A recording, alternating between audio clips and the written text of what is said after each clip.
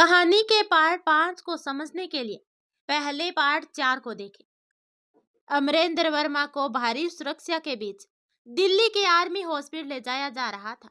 यह थोड़ी देर पहले की घटना थी जब उन्हें एक हार्ट अटैक आया था। उनके साथ शीतल जी, विनय और मिनल भी थे। शीतल जी का बुरा हाल था तो वहीं मिनल भी अपने पापा को इस हालत में नहीं देख पा रही थी। जैसे वे सब हॉस्पिटल पहुंचे कि एम्बुलेंस से स्ट्रेचर की हेल्प से जल्दी से अमरेंद्र जी को हॉस्पिटल के अंदर ले जाया गया। पर तभी आज के घायल सभी आर्मी ऑफिसर्स को भी अंदर की ओर ले जाया जा रहा था, जिनकी हालत काफी क्रिटिकल थी और उनमें से एक विक्रम भी था। उनकी हालत इस कदर क्रिटिकल थी कि कोई नहीं कह सकता था अगले कुछ घंटों में क्या होने वाला है। एक पल को ऐसा आया कि मिनल और विक्रम बहुत करीब थे। जहां मिनल अपनी मां को संभालने की कोशिश में एक बेंच पर बैठ गई, तो वहीं उस बेंच से सटे ऑपरेशन थिएटर में जस्ट उसी समय विक्रम को ले जाया गया। पर मिनल की नजरें उस पल उसे ना देख पाए। इधर न्यूज में भी अमरेंद्र वर्मा के हार्ट अटैक, आर्मी के घायल होने की खबरें जैसे सुर्खियों में थी। साथ ही एक न्यूज जिसने लोगों की बेचैनी बढ़ा दी थी। वह कुछ और नहीं था कि ऐसा कोई सबूत नहीं मिला था जिससे पता चल सके कि चीफ का नामो निशान मिट चुका हो। आर्मी पे अब दोहरी जिम्मेदारी आ चुकी थी। उसके योग्य से योग्य ऑफिसर्स या तो शहीद हो चुके थे या घायल, और चीफ का कोई नामो निशान ना मिलना। विराज का यूं अंडरग्राउंड हो जाना कहीं ना कहीं ये इशारा कर रहा था कि आतंकवादियों का खतरा अभी पूरी तरह से टला नहीं है। यहाँ डॉक्टर अपनी तरफ से पूरी कोशिश कर रहे थे क्योंकि यह एक माइनर अटैक था। तो अगले कुछ घंटों के अंदर ही अमरेंद्र जी को होश आ गया। जैसे उन्हें होश आया, आर्मी के कुछ ऑफिसर्स उनसे मिलने गए, जिनके तुरंत बाद जब मिनल, विनय और शीतल जी उनसे मिलने पहुंचे तो इतने दिनों के बाद अपने परिवार को देख जहां अमरेंद्र जी भावुक से हो गए, तो ही मिनल और विनय उनके सीने से जा लगे। तो वहीं शीतल जी भावुक होकर किनारे पर खड़ी थी। वे अमरेंद्र जी को इस हालत में देखकर भावुक सी हो रही थी। इधर विक्रम की सर्जरी चल रही थी और तभी मिनल जस्ट उसी समय वहां से गुजर रही थी। न जाने क्यों उस समय उसका दिल धड़का जा रहा था। उसने रुक कर ऑपरेशन थिएटर को देखा जिसमें इस वक्त रेड लाइट चल रही थी। उसने अपनी आंखें बंद की और मन ही मन जैसे कहा कि प्लीज भगवान जी, जो कोई भी इस वक्त इस ऑपरेशन थिएटर में हो, प्लीज उसकी रक्षा करना। आपने मेरे पापा को बचाया है, अब प्लीज इतनी सी इच्छा पूरी करना। यह कहकर वह फिर से अमरेंद्र जी के वार्ड की ओर चली गई। रात का वक्त था। अमरेंद्र जी ने धीरे से अपनी आंखें खोली तो उन्हें शीतल जी उनके हाथ को पकड़े अपना सिर उनके बेड से टिकाए घुटनों के बल जमीन में बैठी थी। साथ ही मिन्नल और विन्य भी वार्ड में लगे सोफे पर बैठकर आंखें झपकाते हुए दिख रहे थे। मिनल के बहुत रिक्वेस्ट करने पर वे अभी अमरेंद्र जी के साथ उनके वार्ड में थे। इधर अब अमरेंद्र जी उन सबको देख मुस्कुरा दिए तो वहीं उनकी नजरें जैसे छत में ठहर सी गई। अब वो पुरानी बात सोचने लगते हैं। अमरेंद्र जी उस वक्त अपने हाल में थे। अमरेंद्र जी उस वक्त अपने हॉल में थे जब अचानक ये आर्मी उनके घर में आ गई। उनके साथ लोकल पुलिस वाले भी थे। शीतल जी किचन में थी तो विनय अपने कमरे में। वहीं उस वक्त विराज छत पर चीफ से बात कर रहा था। तब मिनल अचानक ही वहां आ गई थी। अमरेंद्र जी की विक्रम से बात हो चुकी थी और जो कुछ भी हो रहा था वह बस प्लान का एक हिस्सा था। पिछली शाम जब अमरेंद्र जी अपने स्टडी में थे तो विक्रम का कॉल आ गया था। अचानक विक्रम के आए कॉल को देखकर वे चौंक गए। साथ ही लद्दाख में हुई बम ब्लास्ट की घटनाओं से वे कुछ अपसेट भी थे। पर विक्रम ने जो बताया यह सुनकर वो हैरान रह गए। विक्रम ने विराज के चीफ के खास व्यक्ति होने, विराज के देशद्रोह की सारी बात उन्हें बता दी। साथ ही उनसे माफी भी मांगी कि वह जानता था विराज देशद्रोही है, फिर भी मिनल की लाइफ में दोबारा से उसे आने दिया। वह तो बस यही चाहता था कि विराज और मिनल वहीं देवघर में रहेंगे, तो वह कैसे ना कैसे करके यह पता कर ही लेगा कि चीफ है कौन। साथ ही विक्रम ने कहा कि कल उनके घर आर्मी और पुलिस आ सकती है। उनका पहला प्लान तो यही था कि विराज की गिरफ्तारी, पर कहीं ऐसा ना हो कि वह किसी तरह से बच जाए। इसीलिए ही वे अमरेंद्र जी को गिरफ्तार करके ले गए। लोगों की नजरों में कुछ इस कदर दिखाया कि सब अमरेंद्र जी ने ही किया है, जिसके कारण विराज रिलैक्स हो गया और चीफ भी यहाँ आ गए, क्योंकि उन्हें लगा सारा शक तो अमरेंद्र जी पर गया है, तो वे तो आजाद है। अब सुबह के 4 बज रहे थे पर विक्रम को अब तक होश नहीं आया था। अभी एक नर्स उसे चेक करके गई थी, पर तभी अचानक ही ईसीजी मशीन से बीप की आवाज आने लगी, जिसे सुनकर जैसे ही डॉक्टर दौड़ते हुए आए कि उन्हें विक्रम का शरीर बेजान, तो वहीं ईसीजी मशीन में अब एक सीधी रेखा दिख रही थी। अब जैसे ही डॉक्टर ने फुर्ती से उसे चेक किया कि उनकी नजरें अपने साथ आए नर्स पर गई। नर्स ने जैसे डॉक्टर को देखा कि उनके चेहरे पर मायूसी और बेबसी नजर आई, और इसी के साथ डॉक्टर ने विक्रम का हाथ को छोड़ दिया, जो अब बेजान होकर नीचे गिर गया। तो वहीं डॉक्टर ने नर्स को देखकर नहीं में सिर हिला दिया, लेकिन उन्हें सख्त हिदायत मिली थी कि विक्रम को कुछ नहीं होना चाहिए। अब वे सोचने लगे कि अब वे ब्रिगेडियर सर को क्या जवाब देंगे। तो वही मिनल, जो अब तक गहरी नींद में थी, अचानक ही एक झटके से उठ गई। उसे ऐसा महसूस हुआ जैसे उसका कोई अपना उससे हमेशा के लिए बहुत दूर चला गया हो। उसे घुटन और एक अजीब सी बेचैनी का एहसास होने लगा। नर्स और डॉक्टर एक दूसरे को देखे जा रहे थे, तो वही मिनल ने एक नजर अपने पापा की ओर देखा, जो अब इत्मीनान से गहरी नींद में सो रहे थे। वह धीमे कदमों से वार्ड से बाहर निकल आए। असल में उसे अंदर घुटन सा एहसास हो रहा था, जिसके कारण ही वह बाहर निकल आई थी। वह सामने के एक बेंच पर बैठ के उसने अपनी आंखों को बंद कर लिया। कुछ आंसू की बूंदें उसकी आंखों से छलक आई। जब जैसे ही उसने आंखें खोली कि उसकी नजरें सामने स्थित एक छोटे से मंदिर में चली गई। वह पहले तो उसे देख होले से मुस्कुराई और फिर कदमों को बढ़ाते हुए मंदिर तक आ गई। उसने अपनी आंखें बंद की और अपने पापा के स्वास्थ्य को ठीक रखने की कोशिश करने लगी। साथ ही वह बोली, आप सब जानते हो क्या सच है क्या झूठ है। ज्यादा की ख्वाहिश नहीं है मुझे, बस इतना चाहती हूँ कि जिस विक्रम के प्यार और केयर को मैं समझ कर भी नहीं अपना पाई, उसे हमेशा खुश रखना। उसकी जिंदगी में कोई भी आंच ना आने पाए।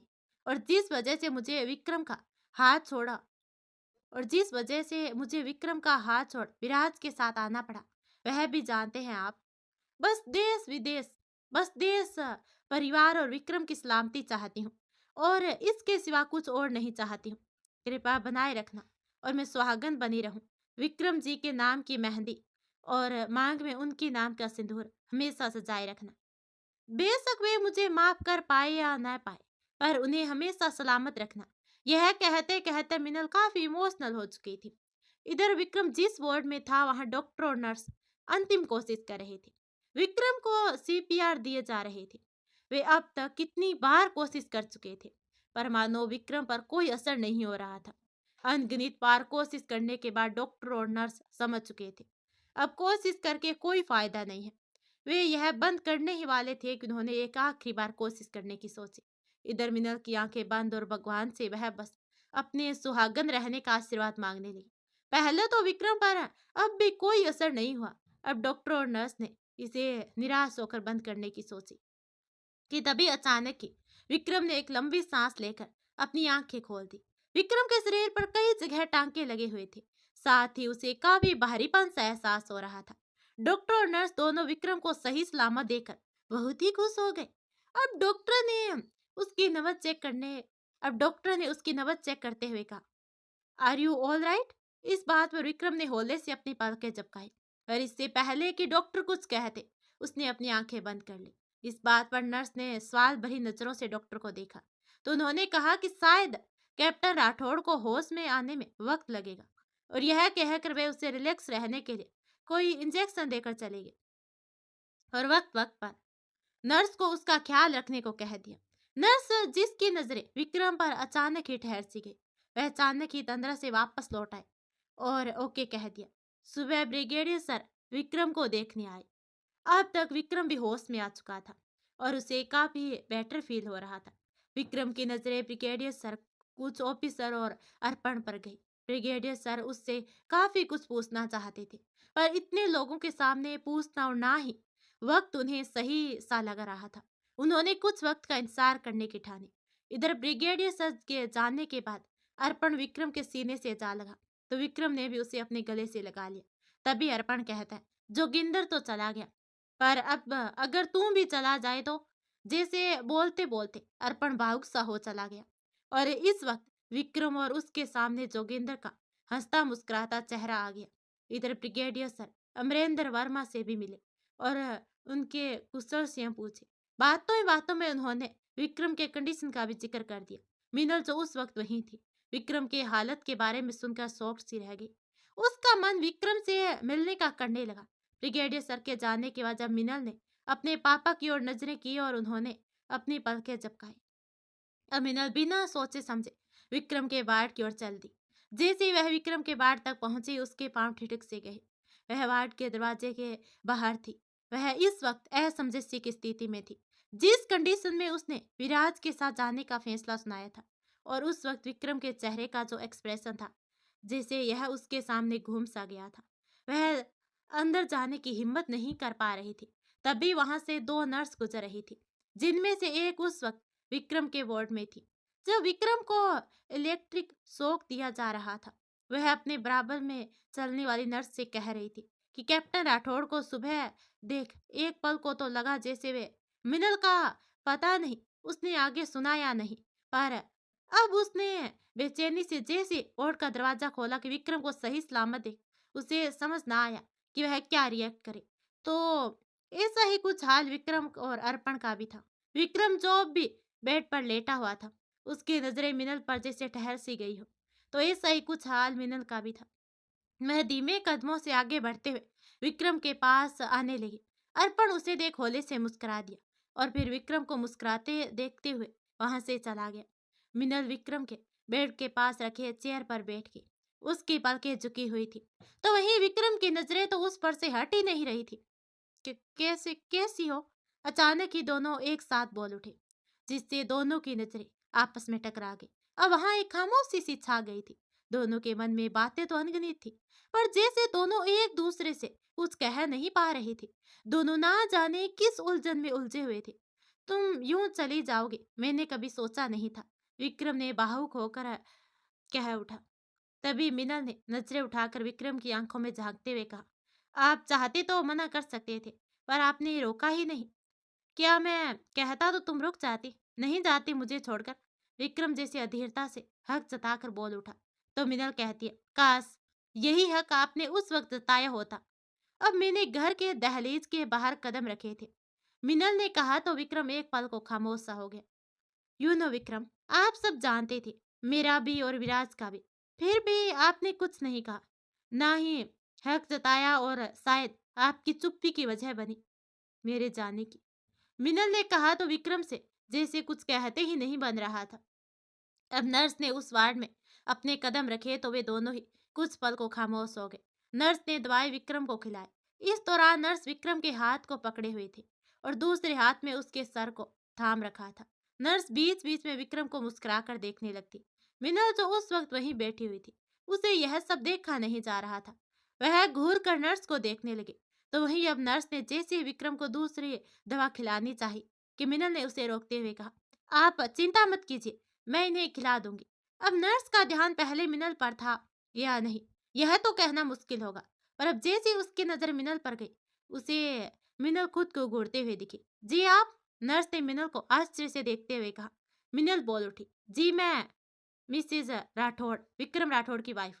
यह सुनते ही अब जैसे नर्स की नजरें विक्रम पर गई कि विक्रम ने अपने कंधे उचका दिए, मानो वह कहना चाह रहा हूं, अब है तो है, क्या कर सकता हूँ। इस दौरान मिनल की नजरें नर्स और विक्रम पर ही थी।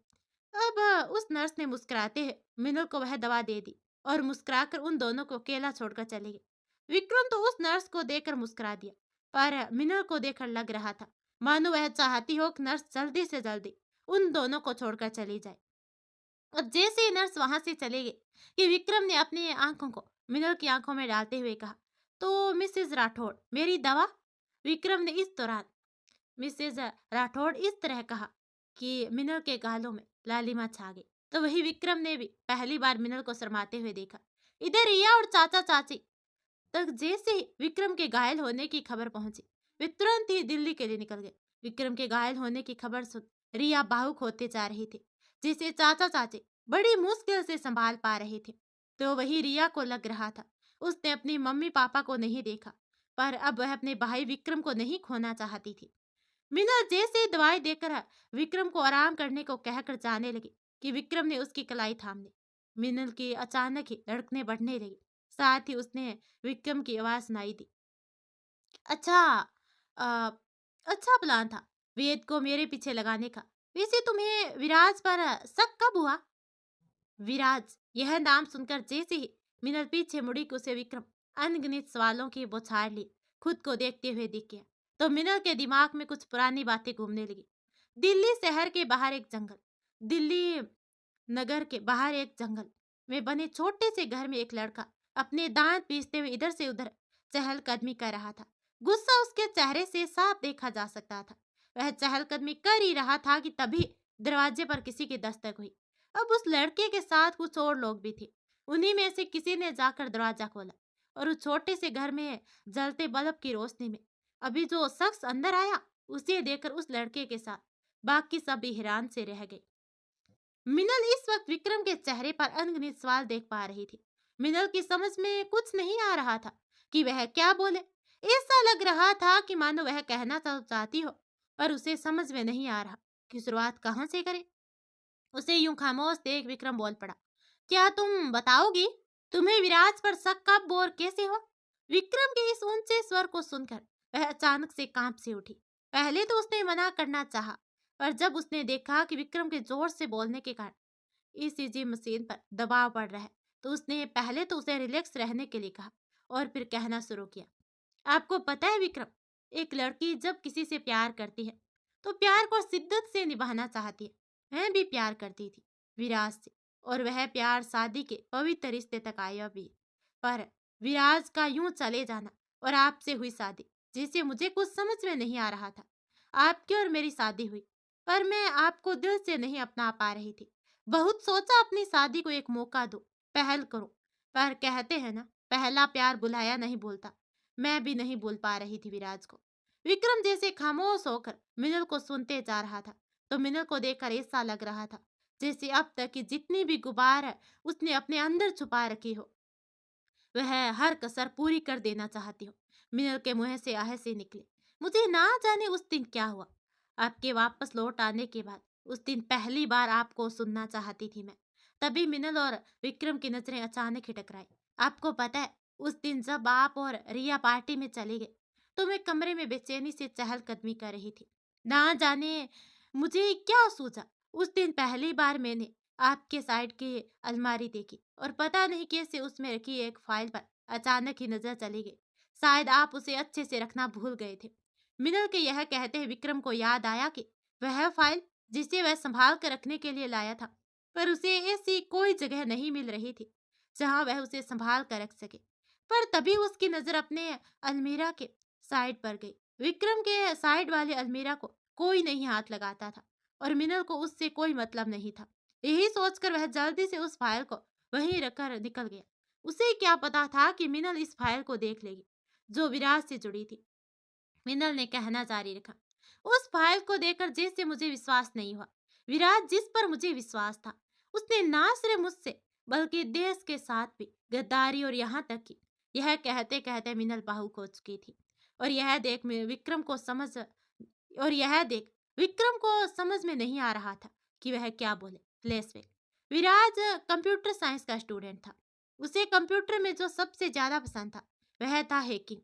आर्मी बैकग्राउंड से होने के नाते उसमें देशभक्ति का जुनून तो था, पर कहते हैं ना, हर सिक्के के दो पहलू होते हैं। यही बात विराज में भी लागू होती थी। एक बार हैकिंग के दौरान अब उसकी मुलाकात एक अंडरग्राउंड आतंकवादी से हुई और उसने उसे पैसों के ऑफर दिए, तो जैसे विराज की देशभक्ति धरी की धरी रह गई। पर उसने तो छोटे पैमाने पर शुरू की थी, पर कब वह देशद्रोही के राह पर इस कदर निकल गया कि उसे ना फैमिली दिखी और ना ही मिलत। इधर उसकी शादी को 2 दिन थे जब अचानक ही उसे पता चला कि आर्मी आतंकवादियों से निपटने के लिए बड़े पैमाने पर ऑपरेशन करने जा रही है। आर्मी के साथ साथ उसे एक आतंकवादी संगठन से भी बुलावा आया। पहले तो उसने आर्मी की मीटिंग अटेंड की और फिर वह आतंकवादी संगठन को इस बारे में बताने के लिए निकल पड़ा। उसने कुछ बताया भी, पर अफसोस वह और उसके कुछ और दोस्त खोजी आर्मी दस्ते के खाते चढ़ गए। विराज के दादाजी एक बहुत ही रिस्पेक्टेड आर्मी ऑफिसर थे, इसलिए जब उन्हें इस बारे में बताया गया तो जैसे शादी वाले वातावरण में गम के बादल छा गए। विराज के दादाजी जब उससे मिले और विराज पर उन्होंने सवाल उठाए तो विराज के चेहरे पर मानो देशद्रोह होने का कोई अफसोस नहीं था। यह देखकर विराज के दादाजी का मानो दिल ही टूट गया हो। अब वे घर की ओर जब लौटने लगे तो उनके दिमाग में एक ही बात चल रही थी, आखिर जिस मिनल को उन्होंने अपने घर की बहू बनाने का आशीर्वाद दिया है और जो विराज का इंतजार करी है, अब वे उससे जाकर क्या कहें। वे यह सोचते हुए घर की ओर जाने लगे। तो वहीं जैसे वे घर पहुंचे, उन्होंने घर वालों से इस बारे में डिस्कस किया तो वे समझ नहीं पा रहे थे कि आखिर क्या करें। पर तभी टेलीफोन की तेज आवाज गूंजी। फोन में मानो ऐसा लग रहा था जैसे विराज को टॉर्चर किया जा रहा हो, सच जानने के लिए। अब भले ही विराज ने जो किया है, पर था तो उनका ही अपना ना। इससे पहले कि वो कुछ करते, किसी अनजान नंबर से कॉल आया कि वह यह साबित कर सकता है कि विराज ने कुछ नहीं किया, बस उन्हें कुछ पैसे लेकर सह परिवार आना होगा। सह परिवार, यह सुनकर उसका माथा ठनका। पर वे जानते थे देशभक्तों के साथ जितना अच्छा व्यवहार किया जाता है, उतना ही बुरा देशद्रोहों के साथ हाल किया जाता है। चौहान परिवार सह परिवार एक जगह कुछ पैसों को लेकर पहुंचा, जहां उन्हें एक शख्स दिखा। अभी जैसे पैसे देकर उसके आश्वासन देने पर कि विराट जल्दी ही घर वापस आ जाएगा, वापस लौट रही थी कि अचानक ही तेज विस्फोट के साथ कार के पर्चे उड़ गए। वही यह शख्स भी इन सब में नजरें गड़ाए हुए था। अब जैसे उसने कार को उड़ते देखा कि उसके मुख पर एक कुटिल सी मुस्कान आ गई। वही कुछ दिन बीत गए। विराज को संगठन ने किसी तरह से आजाद करवा लिया। इधर आजाद होने के बाद जैसे विराज को मिनल के शादी और अपनी फैमिली मेंबर के बारे में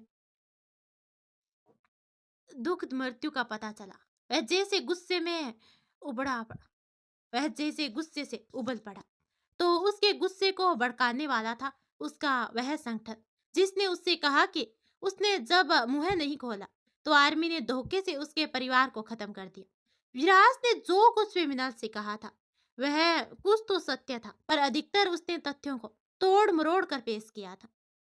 वहीं दूसरी ओर आर्मी को लगता रहा कि विराज ही वह इंसान है जिसने अपने परिवार तक को खत्म कर दिया, पर इसकी वजह क्या थी यह कभी उन्हें स्पष्ट पता ही नहीं चल पाया। वही मिनल ने जो फाइल देखा था उसमें भी यही था कि सब विराज ने किया है। मिनल को वह वक्त याद आ गया जब विराज के अपनी फैमिली को अपने हाथों से खत्म करने की बात सुनकर आश्चर्य में थी। उसके लिए जैसे यह यकीन कर पाना मुश्किल था कि विराज ने ही ये सब किया है, पर यह फाइल झूठी भी तो नहीं हो सकती। उसे समझ में नहीं आ रहा था कि वह आखिर क्या करे। वह बेड से धम से बैठ गई। उसकी आंखें इस वक्त भाव शून्य थी। रह रहकर उसे ख्याल आता कि क्या वह विक्रम से पूछे, पर कैसे, और यही सब सोच सोच कर वह उस पार्टी में चली गई। पहली बार वह विक्रम के इतने करीब थी, और जब विक्रम ने उसके कमर पर हाथ रखे तो जैसे वह चाहकर भी मना नहीं कर पाई। अब वह लौटने पर उसकी नजरें जैसे ही विराज पर गई, वह शौक थी और इसीलिए तो बिना कुछ कहे वह कमरे में आ गई। खटखटाए कमरे का दरवाजा जब खटखटाई तो उसने सोचा विक्रम होगा, वह उससे पूछेगी अब विराज ने इतना बड़ा गुनाह किया है तो वह क्यों इस घर में है। पर दरवाजा खोलने पर विराज को सामने देख उसे कुछ समझ में ना आया, और फिर विक्रम का भी उन दोनों को अकेला छोड़ जाना उसके मन में अनगिनत सवाल छोड़ गया। पर उसे उस वक्त शौक लगा जब उसने रिया और विक्रम की बात सुनी, और यह जानकर कि विक्रम उसे चाहता है तो उसकी धड़कनें उस वक्त ठहर सी गई, और दोनों के उसे देखने पर उसने अनजान बनने का नाटक किया। रात पर वह सोच रही क्या उसे विक्रम से पूछ लेना चाहिए आखिर विराज यहाँ क्या कर रहा है, पर उसने खुद ही तो विक्रम को कहते सुना था कि वह मिनल और विराज के बीच नहीं आएगा, तो क्या विक्रम उसे सच बताएगा। पर अगर उसने नहीं बताया और उसे विराज के साथ भेज दिया तो वह क्या करेगी। पर मिनल खुद भी तो आर्मी ऑफिसर की बेटी थी, उसे पता था कि विक्रम के विराज के यहाँ लाने और मिनल और विराज को साथ करने के पीछे कोई ना कोई रीजन जरूर है। उसने बहुत सोचा पर उसे कुछ पता नहीं चल पाया, और इसलिए उसने दूसरे दिन बिना सोचे समझे ही कह दिया कि वह विराज के साथ घर को छोड़कर चली जाए। उसे लगा कि ऐसा करने पर विक्रम उसे सच बता देगा, नहीं तो रोकने की कोशिश जरूर करेगा। पर विक्रम ने ना तो उसे रोका और ना ही सच बताया, और उसने बुझे मन से घर छोड़ दिया। वह जानती थी कि विराज का अब इस दुनिया में कोई नहीं है, इसलिए उसने उससे जब कहा कि वे उसके घर जाए तो वह फौरन मान गया। पर घर का माहौल इतना बिगड़ेगा उसने सोचा नहीं था। तो वो अच्छा हो कि विक्रम का, जिसने ऐन वक्त पर सब संभाल लिया था। इधर कुछ दिनों में ही मिनल का दोस्त वेद, जिसके चाचा भी आर्मी में थे, उनसे सब पता चल गया। मिनल पूछना नहीं चाहती थी, फिर भी उसने सोचा कि चलो देखते हैं आखिर विराज कितना गिर चुका है। और यह सोचकर जब उसने उससे पूछा वह इतने दिन कहाँ था, और जब विराज ने तथ्यों को तोड़ मरोड़ कर पेश किया, तो वह जैसे अपनी मुट्ठी भींचते ही रह गई। जब पहला ब्लास्ट हुआ तो उसका सीधा शक विराज पर था, पर वह उससे कुछ नहीं कह सकती। कहाँ तो आगे चलकर उसने सोचा था कि वह विराज के साथ रहकर कम से कम किसी ब्लास्ट जैसी घटना को अंजाम नहीं देने देगी, पर यहाँ तो ब्लास्ट पर ब्लास्ट होते जा रहे थे। उसके पापा की गिरफ्तारी के वक्त वह पूरी तरह से ब्लैंक हो चुकी थी, और उसने अपने परिवार को इस कदर टूटते नहीं देखा था। वह बस यही सोच रही थी, एक बार वह विक्रम से बात कर लेती, किसी तरह यह सब नहीं हुआ होता। इधर जहां मिनल और विक्रम असमंजस्य में थे, तभी विराज को चीफ ने आश्वासन दिया था कि अगर उसने ब्लास्ट होते रहने दिए तो वह उसकी झोली पैसों से भर देगा। साथ ही मिशन पूरा होने के बाद वह सही सलामती उसे कहीं घूमने भी भेज देगा। फिर मिनल तो क्या, उस जैसी हजारों मिलेगी। उसे और विराज भी लार टपकाते हुए आतंकवादी संगठन के साथ देता रहा। विराज चाहे जितना गिरा हुआ भी विराट चाहे जितना गिरा हुआ भी क्यों ना हो, पर वह अपनी फैमिली को बहुत मानता था। और यही कारण था कि जब उसे बताया गया कि आर्मी जिम्मेवार है उसके परिवार की मृत्यु के लिए, तो उसका कहीं ना कहीं ये तो एक मोटिव था कि वह अपने परिवार का बदला जरूर लेगा। और इधर विराज ने जब दरवाजा खोला तो वह आश्चर्य से रह गया। इसने अब प्रवेश किया, वह और कोई नहीं सवे चीफ थे, जो वहां पर ब्लास्ट के दौरान नजरें बचाकर भाग चुका था। हालांकि उसे चोटें आई थी। इधर जहां मिनल और विक्रम असमंजस्य में थे, तो विराज को चीफ ने आश्वासन दिया था कि अगर उसने ब्लास्ट होते रहने दिया तो वह उसकी झोली पैसों से भर देगा। साथ ही मिशन पूरा होने के बाद वह सही सलामत उसे कहीं घूमने भी भेज देगा। फिर मिनल तो क्या, उस जैसी हजारों मिलेगी उसे। और विराज भी लाट पकाते हुए आतंकवादी संगठनों का साथ देता रहा। विराज चाहे जितना गिरा हुआ भी क्यों ना हो, पर वह अपनी फैमिली को बहुत मानता था। और यही कारण था कि जब उसे बताया गया कि आर्मी जिम्मेदार है उसके परिवार की मृत्यु कि आर्मी की कि आर्मी जिम्मेवार है उसके परिवार की मृत्यु के लिए, तो उसका कहीं ना कहीं ये भी एक मोटिव था कि वह अपने परिवार का बदला जरूर लेगा। और इधर विराज ने जब दरवाजा खोला तो वह आश्चर्य सा रह गया, क्योंकि जिसने अब प्रवेश किया वह और कोई नहीं सवे चीफ थे, जो वहां पर ब्लास्ट के दौरान नजरें बचाकर भाग चुका था। हालांकि उसे चोटें आई थी। और विराज और वहां खड़े दो आतंकवादी चीफ को सहारा देकर अंदर ले आए और प्राथमिक उपचार करने लगे। वहीं हॉस्पिटल में भी विक्रम और मिनल एक दूसरे से अपने अपने बातें क्लियर कर चुके थे कि चाचा चाची और रिया ने प्रवेश किया। रिया तो विक्रम को इस हालत में देखकर सीधे उसके सीने से जा लगी, तो वही मिनल किनारे पर खड़ी थी। उसने उस घर की दहलीज को लांगा था, चाचा चाची और रिया के विश्वास को तोड़ा था। भले ही अच्छा सोचकर, पर उन्हें तो पता नहीं था ना। और यही सब सोचते सोचते मिनल अपनी नजरें धरती पर गड़ाए जा रही थी। मिनल किनारे पर खड़ी सी थी, उसकी हिम्मत नहीं हो रही थी कि उन लोगों से नजरें भी मिला पाए। इधर विक्रम घर वालों से घिरा हुआ था, पर तभी उसकी नजर उस तरफ चली गई जहां मिनल खड़ी थी। पर अब वहां कोई ना था, शायद मिनल जा चुकी थी। वही वह भी इस बात को भली भांति समझता था। और इधर चीफ कुछ देर के बाद आराम करने के लिए लेटे हुए थे। उनका चेहरा दर्द में भी गुस्से से तमतमा रहा था, और वो पुरानी बातें सोचने लगे। फ्लैशबैक, शौकत अली यानी कि वर्तमान में चीफ जीप समेत उस खाई में गिर चुके थे जहां पूरी आर्मी उनके शहादत में डूबी हुई थी। तो वहीं आखिरी 5 दिनों के बाद वे होश में आ चुके थे। जैसे वे होश में आए वे सोचने लगे, आखिर वे है कहाँ। ये कोई पुराना सा खंडहर टाइप की जगह थी। और कुछ एक देर में जब उन्होंने आसपास नजरें घुमाई तो उन्हें समझते देर ना लगी कि वे दुश्मनों के मुल्क में है। वे अपना सर पकड़कर उठकर बैठे ही था कि एक आतंकवादी, जो शायद उस दल का प्रमुख था, उसने उसकी तरफ पानी का एक जग और कुछ खाने की वस्तुओं को बढ़ाते हुए कहा, कैसे हैं जनाब आप? उसके कहने से ही कुटिलता की झलक मिल रही थी। शायद कोई और दिन होता या कोई और जगह होती तो उस दल के प्रमुख को गोली से ही भून देते। पर यहाँ जहाँ हजारों आतंकवादी हैं, उसने चुप रहने में भलाई समझी और उनके दिए चीजों को चुपचाप से खाने लगा। वैसे भी वह 5 दिनों का भूखा था और होश भी तो आज ही आया था। जगह जगह लगे टांके इशारे कर रहे थे कि चोट भी कुछ ज्यादा ही गहरी थी। इधर जैसे ही उस दल के चीफ ने उसे चुपचाप खाते देखा तो उसने अपने साथी आतंकवादियों की तरफ देखकर एक कुटिल मुस्कुराहट मुस्कुरा दिया। उसे लगने लगा कि अब शौकत अली उसे आर्मी और भारत देश की सुरक्षा से जुड़ा कुछ तो गुप्त बातों को बता ही देगा। पर शौकत अली खाने के बाद चुपचाप सा लेट गया। यह देखकर चीफ आग बुला हो गया, पर जैसे तैसे उसने गुस्से को कंट्रोल करते हुए उससे प्यार से सारी जानकारी लेनी चाहिए। पर जब शौकत अली ने देश के साथ गद्दारी करने से इनकार कर दिया तो उसने कुटिलता से उसे नमक खाने की बात कह दी। यह सुनकर एक पल को तो उसने उसे घूरा, पर अगले ही पल कह दिया, नमक उसने मजदूरों के हाथों से बनाया हुआ खाया है, किसी आतंकवादी के नहीं। और अगर हिम्मत है तो वे नमक बनाने वाले मजदूर को ले आए, वह जो पूछेगा बता देगा। ऐसे उस आतंकवादी का दिमाग खराब था। पर शौकत अली टस से मस ना हुआ, बल्कि उन सबकी बेचारगी को इत्मीनान से देखने लगा। इसे देख आतंकवादियों के चीफ को बहुत गुस्सा आया। उसने उस पर लात गुस्सों के साथ साथ तरह तरह की यातनाएं शुरू कर दी। पर मजाल है कि शौकत अली कुछ भी बोले। इधर आर्मी एक से बढ़कर एक आतंकवादियों के खिलाफ मुहिम चला रही थी और इधर शौकत अली उन आतंकवादियों को हिराकत भरी नजरों से देखता, मानो कह रहा हो कि मुझे अकेले को कैद करने से क्या होगा, तुम एक को मारोगे 100 आर्मी तुम्हें घर में घुसकर मारेगी। आतंकवादियों के लिए यह चिंता का विषय था।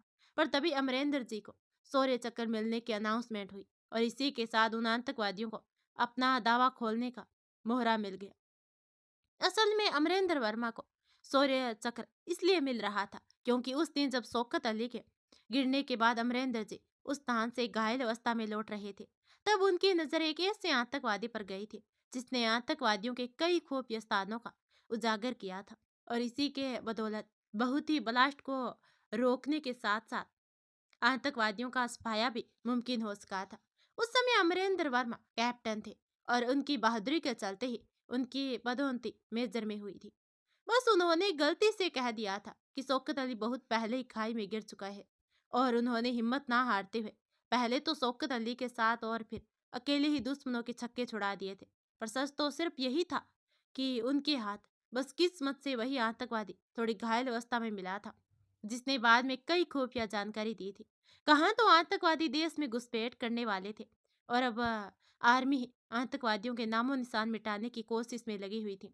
आतंकवादियों का चीफ जिनका नाम हैदर था, उसने वह वीडियो क्लिप उसने वह वीडियो क्लिप शौकत अली को दिखाई जिसमें अमरेंद्र वर्मा का इंटरव्यू चल रहा था और वे शौकत अली को क्रेडिट तो दे रहे थे, पर उनके क्रेडिट को देख ऐसा लग रहा था जैसे मजबूरी बस वे शौकत अली को क्रेडिट दे रहे हो।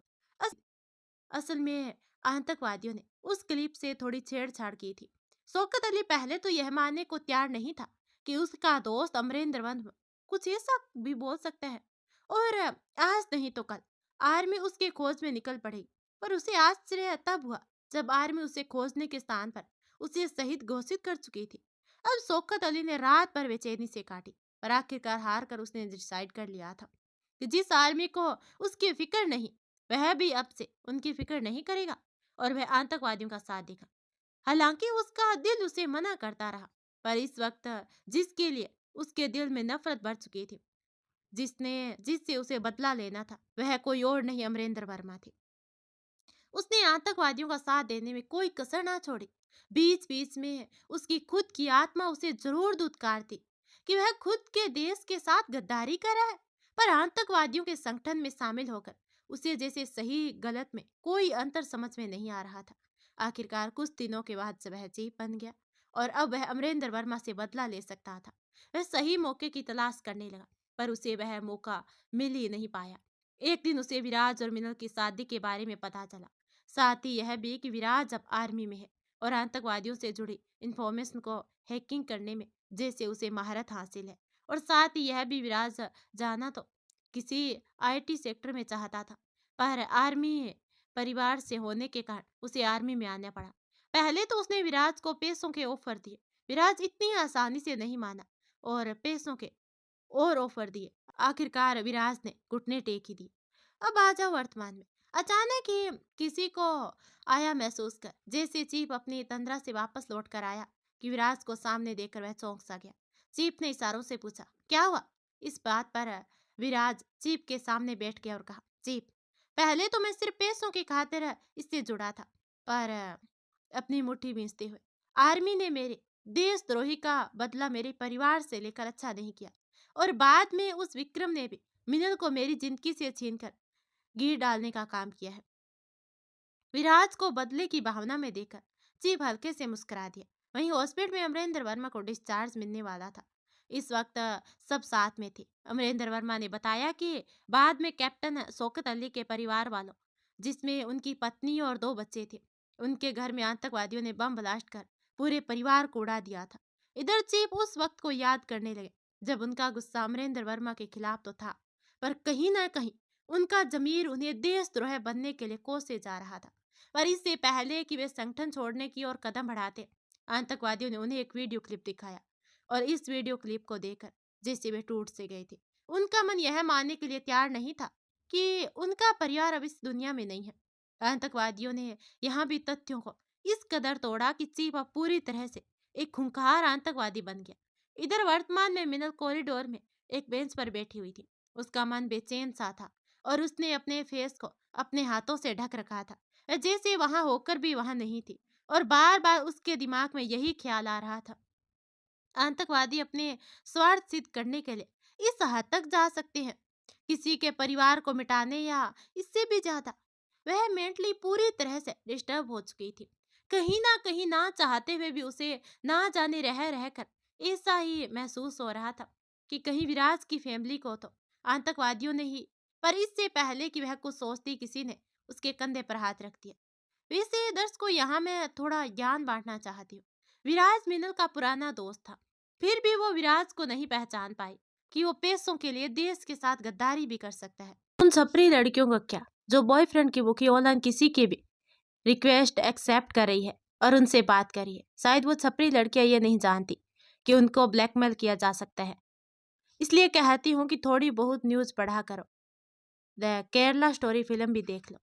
और इधर एक आतंकवादी को वह वक्त याद आने लगा जब विराज की फैमिली पैसे लेकर आई और उन्होंने उन्हें सह परिवार बुलाया था, क्योंकि आतंकवादी संगठन कई छोटे छोटे भागों से जुड़ी होती है और सबको कहीं ना कहीं चिंता सी होने लगी थी। अगर विराज ने आर्मी या पुलिस को सब जाकर कह दिया तो क्या होगा, और इसीलिए विराज को अपने काबू में रखने और उसे अपना मोहरा बनाए रखने के लिए उन्होंने उसके परिवार के लिए जाल बुना और उन्हें अपना शिकार बना लिया। इसकी खबर उन्होंने चीफ तक को नहीं होने दी, बल्कि इसे किसी और संगठन के चीफ ने ही हैंडल किया था। और विराज एक चेयर में बैठा हुआ था और रह रहकर उसे याद आने लगा वह पल जब थोड़ी देर पहले उसके ही एक आतंकवादी साथी ने उसे हॉस्पिटल का हाल बताया था कि विक्रम को होश आ चुका है, और मिनल और विक्रम ना जाने क्यों पर बहुत देर तक वे दोनों साथ ही में रहे थे। विराज इस बात को सुनकर कुछ समझ नहीं पा रहा था। उसे समझ में नहीं आ रहा था आखिर मिनल चाहती क्या है, कहीं उसे विराज पर शक तो नहीं हो गया था। वहीं हॉस्पिटल में जैसे मिनल ने अपनी नजरें ऊपर की और विक्रम, जो बैसाखी की सहायता से जैसे तैसे करके वहां तक आया था, उसे देख जैसे उसके दिल का गुबार टूट सा गया था और एक बार फिर वह बिना सोचे समझे उसके सीने से जा लगी। इसे देख विक्रम को वह पल याद आ गया जब अचानक ही विदाई के बाद वह उसके गले से लगी थी। विक्रम उसके सर पर अब धीरे धीरे अपने हाथ फेरता रहा और इधर मीना सिसकती रही, क्योंकि अमरेंद्र वर्मा की गिरफ्तारी बस गुमराह करने के लिए थी। इसलिए वे अब हॉस्पिटल से डिस्चार्ज होकर सीधे घर जा रहे थे। मीना सिसक रही थी और विक्रम उसके सर पर अपने हाथ फेर रहा था, पर इससे पहले कि मिनल कुछ कहती विक्रम ही बोल उठा, मिनल तुम ठीक हो? तो विक्रम बोला, पर मैं तो ठीक नहीं हूँ। क्या? आश्चर्य से अब मिनल ने नजरें ऊपर कर विक्रम की ओर आश्चर्य से देखा तो विक्रम बेचानगी से बोल उठा, यार तभी से खड़ा हूँ, पैर दुख रहे हैं मेरा। तो मिनल भी तपाक से बोल उठी, तो आपको खड़े रहने के लिए किसने बोला? यह सुनकर विक्रम ने कुछ इस तरह शक्ल बनाया मानो कहना चाह रहा हो, तुम मुझे छोड़ोगी तब तो कहीं बैठूंगा। मिनल ने भी इस बात को महसूस किया, पर वह फिर भी गले से लगी कहना चाह रही हो, इस जन्म तो मैं आपको कभी नहीं छोड़ने वाली। अब एक बार गले पड़ गई हूँ तो पड़ ही गई समझो।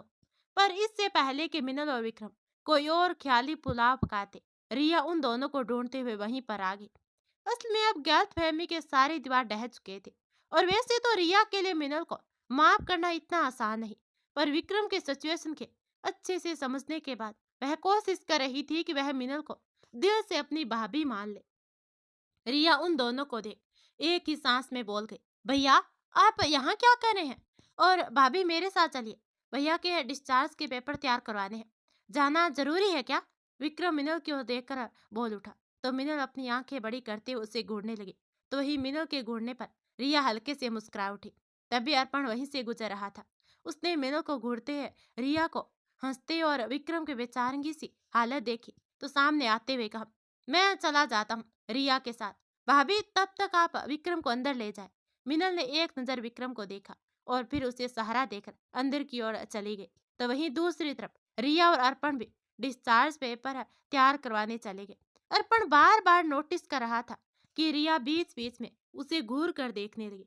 पहले तो अर्पण ने उसे इग्नोर करना चाहा, पर फिर भी जब रिया का घूरना बंद नहीं हुआ तो अर्पण ने अपने एक आईब्रो ऊपर करते हुए कहा, कोई प्रॉब्लम है क्या? तुम हो मेरी प्रॉब्लम, रिया तपाक से बोल उठी। तो रिसेप्शनिस्ट के साथ साथ अर्पण अपना मुंह खोले उसे देखने लगा। उस वक्त तक पेपर रेडी हो चुके थे और रिया और अर्पण एक साइड में खड़े थे। जहां रिया उन पेपर को देख रही थी तो अर्पण उसे, रिया अब नोटिस कर रही थी कि अर्पण उसे एक टक घूर कर देखे जा रहा है। क्या? रिया कंधे उचकाते हुए उससे बोली। तो अर्पण कहता है, तभी जो कुछ भी तुमसे कहा, तभी जो कुछ भी तुमने कहा, प्रॉब्लम ऑल दैट, मतलब जान सकता हूँ मैं? अच्छा, अब तुम्हें मतलब ही चाहिए, भैया को बताऊं क्या? भैया? अर्पण हक्का बक्का सा रह गया। हाँ, रिया यह कहते हुए विक्रम के बाट की ओर जाने लगी कि अर्पण ने उसकी कलाई पकड़कर उसे खुद के करीब करते हुए कहा। दोनों की सांसें टकरा सी गई और धड़कनें मानो थम सी गई। और क्या क्या बताओगी? अर्पण ने रिया की आंखों में आंखें डालते हुए कहा। पहले तो रिया उसकी आंखों में गुम सी हो गई और कहा, यही कि कैप्टन अर्पण शर्मा, जो खुद को कैप्टन विक्रम राठौड़ के दोस्त बताते हैं, उन्होंने उनकी बहन का दिल चुरा लिया है। रिया ने अपने हाथ बांधते हुए इतराते हुए कहा। तो अर्पण ने उसे देखकर कहा, और अगर मैं कहूं कि उनकी लाडली का दिल कैप्टन अर्पण पर बसता है तो यह सुन। रिया खामोश तो थोड़ी देर बाद अपने नाखून चबाते हुए बोल उठी, दोनों अलग बात है क्या? क्या पता, अर्पण कहते कहते आगे की ओर जाने लगा तो रिया उसके पीछे भागते हुए आकर बोल उठी, सुनिए ना, अरे बताइए। थोड़ी देर बाद रिया और अर्पण विक्रम के वार्ड में थे। आज अमरेंद्र वर्मा और विक्रम दोनों डिस्चार्ज हो रहे थे, पर अमरेंद्र वर्मा ने ये ही दिल्ली में अपने एक पुराने मेजर दोस्त के फ्लैट को किराए पर ले लिया था, क्योंकि उनके दो फ्लैट थे और एक अक्सर खाली रहता था। असल में सबने मिनल को माफ कर दिया था, साथ ही उनकी बहादुरी की तारीफ भी की थी। वह जो भी करना चाह रही थी एक तरफ से विक्रम की मदद के लिए ही कर रही थी। और जहां तक बात थी दिल्ली में रुकने की, तो विक्रम की हालत में धीरे धीरे सुधार हो रहा था। अमरेंद्र जी को डर भी था कि विराज को शायद पता चल गया होगा कि मिनल इस प्लान के तहत उसके साथ ही भी उससे जुड़ी सारी इंफॉर्मेशन निकाल सके, और इसीलिए अपनी बेटी के लिए एक डर सा भी लग रहा था, और इसीलिए उन्होंने कुछ दिन यहीं साथ में दिल्ली रहने का आग्रह किया था। विक्रम भी आसानी से मान गया था। उसे पता था कि आतंकवादी इतनी आसानी से चुप तो नहीं बैठेंगे, और उसका खुद की सुरक्षा से ज्यादा अभी जो मायने रखती है वह है देश की सुरक्षा। उसने जरूर चाहा था कि सब नाश रुके, पर शीतल जी और विनय घर जाने के लिए तैयार नहीं थे। अमरेंद्र वर्मा के लिए उसे डर लग रहा था कि कहीं चीफ उसे ना कुछ कर दे, इसलिए फिलहाल तो वह उन्हें खुद के साथ ही रखना चाहता था। पर अब अमरेंद्र वर्मा ने इस फ्लैट का प्रस्ताव रखा तो वह फौरन मान गया था। रिया अपने भाई को छोड़कर जाना नहीं चाहती थी, और मिनल को विराज से खतरा था, इसलिए वे सब उस फ्लैट में रहने चले गए। तो वहीं चाचा चाची देव घर को लौट गए थे। सब फ्लैट में जा चुके थे। यह 3 बेडरूम वाला एक फ्लैट था, जिसमें किचन के साथ साथ हॉल भी था। अब ये पार्ट करते हैं यहीं खत्म, और कल मिलते हैं पार्ट 6 में। और अगला पार्ट सुनने के लिए चैनल को सब्सक्राइब कर देना और ये वीडियो को लाइक भी कर देना। धन्यवाद।